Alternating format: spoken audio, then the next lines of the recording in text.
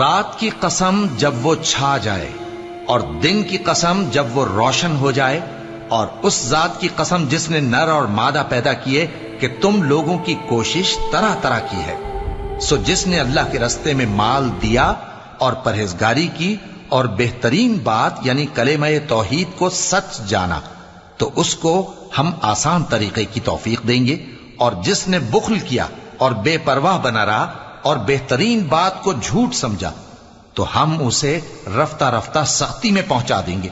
اور جب وہ دوزخ کے گڑھے میں گرے گا تو اس کا مال اس کے کچھ بھی کام نہ آئے گا۔ یقیناً راہ دکھا دینا ہمارا ذمہ ہے،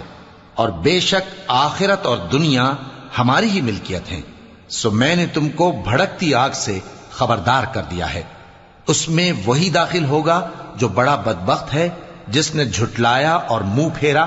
اور جو بڑا پرہیزگار ہے وہ اس سے